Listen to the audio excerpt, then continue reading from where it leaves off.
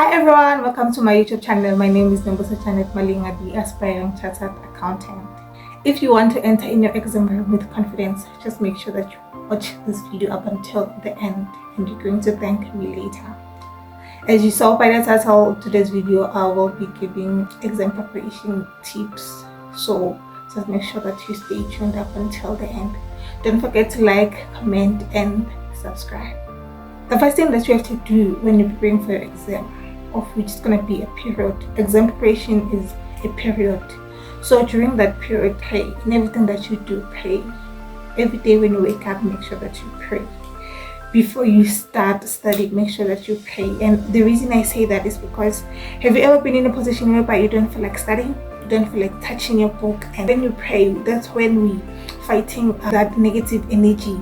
That's when we ask God to please help us grasp the information that we're studying. God, please elevate our moods. Also, just make sure that you pray and before you even touch your books. Keep your space clean. When you study, in each and every day, when you study, make sure that you keep your space clean so that you can elevate your mood. Your mood needs to be elevated, and make sure that you have everything that you need right with you in your desk or in your bed to avoid doing up and downs. And now you study, now you remember that, oh, my notes, I made a note in this other book or in this other paper. Make sure that you have everything that you need. Make sure that you sleep at least 6 hours, full 6 hours. This is going to help you to be able to be effective throughout the day. And again, it's going to help you to process the information that you studied during the day. Have you ever been in a position whereby you've studied and towards the end of your study, and when you start to think about everything that you studied from the beginning of the day, you don't remember anything, right?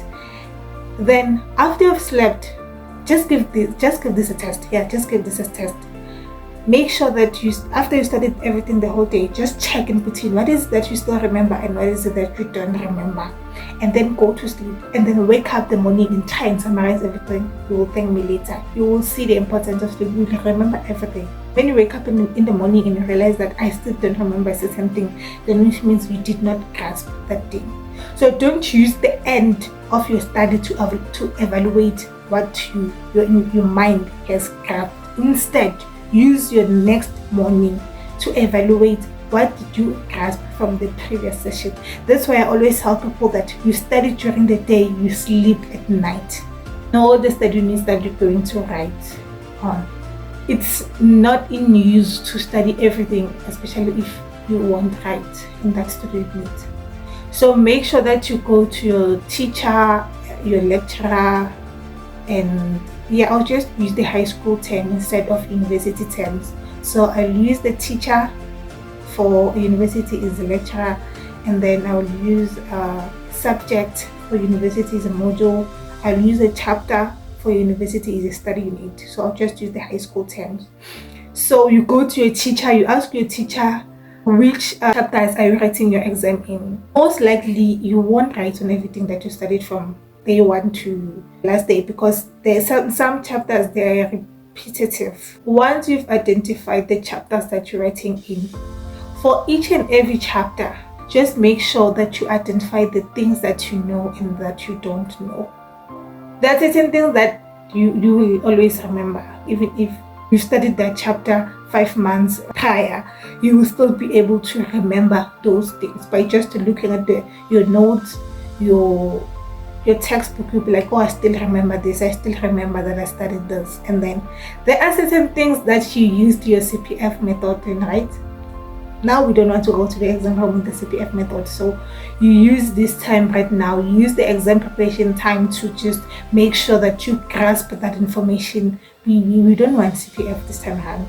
I mean, we still have enough time to prepare for exams, so there's no need for CPF. So make sure that you go through the things that we've identified that you still need help in, or you don't remember. You only did your CPF, and now you don't go to the exam with the CPF method. So after you've identified for each and every study unit the things that you know and that you don't know, you spend a certain time to do the things that you don't know or you don't remember. we don't do the things that we remember. So don't waste time in something that you know. Rather focus on what you don't know And please don't forget that when you're studying, you don't have one subject. You have a billion and billion of subjects. You know your subject. You know the study unit that you have to study. You keep in mind that when I study, I have to make sure that I take time into consideration. Don't forget that we don't study from scratch right now, right? We no longer touching that chapter for the first time. Just make sure that you do 3 per day, each chapter per day, so that your subjects can balance at the end of the day. Because it's useless to pass maths with level 7 and pass LO with level 2. It's very useless. Like it's going to affect your average at the end of the day. And when you apply for a bursary, they need your average. For you to move to the next grade, you need the average. They consider the average. Even if you can get level 7 and get an average of 30%, you're not going anywhere. You're going to repeat that grade. You're going to, especially in high school, you're going to repeat that grade. So just make sure that you keep your average. Yeah. Rather get level 5 in all your subjects, other than to get level 7 in maths, get level 2 in English. It does not balance. The things that not balance. So just make sure that we keep it right here. In each and every study unit that you'll be doing, after the completion of that study unit, right, you do a question paper. You don't do a full question paper. You do a question that pertains that study unit only. For high school honeys, you're going to get your past question papers in the government website. You can even go to your Google and just search. I will link it down below in my description. For my university hands, your college hands, you're going to get your previous question papers on your student portal. Download enough question papers and enough memos. After the completion of your study unit and you've done the question paper, in your question paper and the questions that you'll be doing, there will still be things that you don't know, which are not in the textbook, which you've never seen before. And don't feel bad or feel like you wasted your time studying. How come I don't know this? Now you go and look all over the question paper or the textbook or the study guide.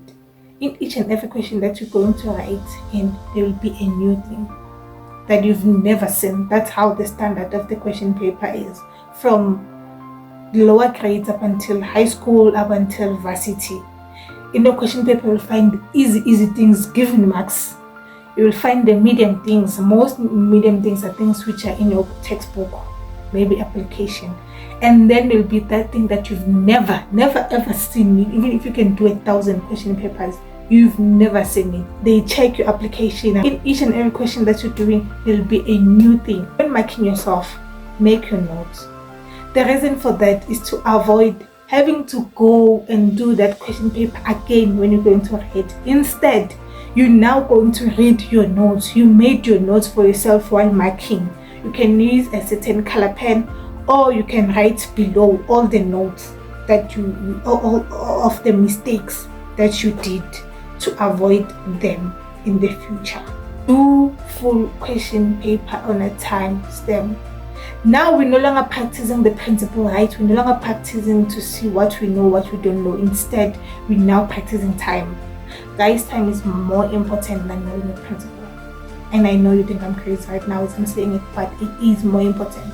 You can know all the principles in the textbook, you can know everything in the textbook, but if you don't finish that question paper, then the knowledge that you had when you entered your textbook becomes useless, because they're not marking your brain there. They're marking the paper. Did you finish the paper? No. Do you know all the things that were asked? Yes. Imagine having to go and repeat the subject because of the time. So let's try and avoid that. Do your question paper in the timestamp. If you're doing a question paper for the first time, you don't know the pace that you need, right? You haven't evaluated yourself. So just make sure that you set the timer. Then you do a question paper. As I said, for me, for 1 mark, it's 2 minutes. So if the question, maybe question 1 is out of 25, then I have to spend 50 minutes in that question. So I'll be taking 2 times 25. So when I do question 1, I have to make sure that I spend 50 minutes. But for me, what I do, I don't multiply it with 2 exactly. Instead, I multiply it with 1.8 or 1.7, so that I can have time to a free time in between. So when I write myself on the 1.7 pace. not on a 2-minute pace, so that I can be able to at least finish earlier. So, but for now, because you're still new in this, you haven't practiced your time, just set your allocated 2 minutes if you're using 2 minutes for a question, and then practice.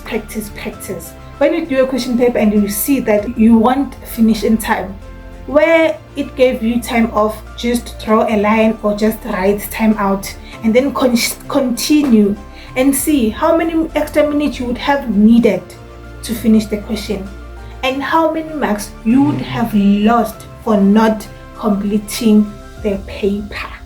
Not just because you don't know, but because you did not complete the question paper. Then you improve your speed. So which means on the next question, on the next time, you improve your speed. And just make sure that the same speed that you start with is the same speed that you end with. Take a break in between. Normalize doing that, taking breaks in between. So you're going to do your notes or remind yourself of what you don't know, right? Remember, that's where we start. Remind ourselves of what you don't know, and then we do the question for that study unit. So after you've reminded yourself, you take a break, you do the question paper, you take 15 minutes break, you mark yourself and make your notes, then you take a break, then we move to the other subjects, so on and so forth. Don't forget to eat, guys. Eat. Make sure that you have enough study snack on top of your table. Make sure that you have water on top of your table. Make sure that you have anything, but mostly eat. The last thing, join a study group. Join a study group. And when you're in a study group, you don't go to a study guys, we don't go to a study group to be lectured or to be taught. You go to a study group to apply what you've learned and see how other people view certain things. You prepare alone. Then when you're with your study group, you apply how were we supposed to tackle this question. If you guys gonna plan to do a question paper, you do a question paper together, and you check, you evaluate yourself. There are people who do certain things a different way as the memo, and someone else can come and show you, oh, instead of doing this, you can use this method, or instead of doing this method, you can use this one. This one is shorter, it's gonna save you time, and it's easier to do other than you doing the complicated things. So please make sure that you do all that, and believe me, by the time you go to the exam room, you're gonna ace your exam. I hope you enjoyed the video, and good luck on your exam preparation, guys. You've got this. You're gonna nail this. All the best in your exam, and just believe in yourself. Believe in yourself, and you don't need to believe in anyone else other than yourself. So just make sure that you believe in yourself. You can do this. You can do this, and you will do this, believe me. So if you have anything that you think I did not touch, please do not hesitate to say it in the comment section, and I am going to answer. And if you need help with certain things, please don't hesitate to text me on the call, to comment on the comment section as well. And don't forget to follow me on my social media platform. I am Nombuso Chartered Malinga. I am in Facebook, Instagram. Yeah, I'm not in Twitter. I'm in Facebook and Instagram. So make sure that if you have anything else that you need to help you, you can DM me on my Instagram. I'm more active on Instagram than Facebook. All the best, guys.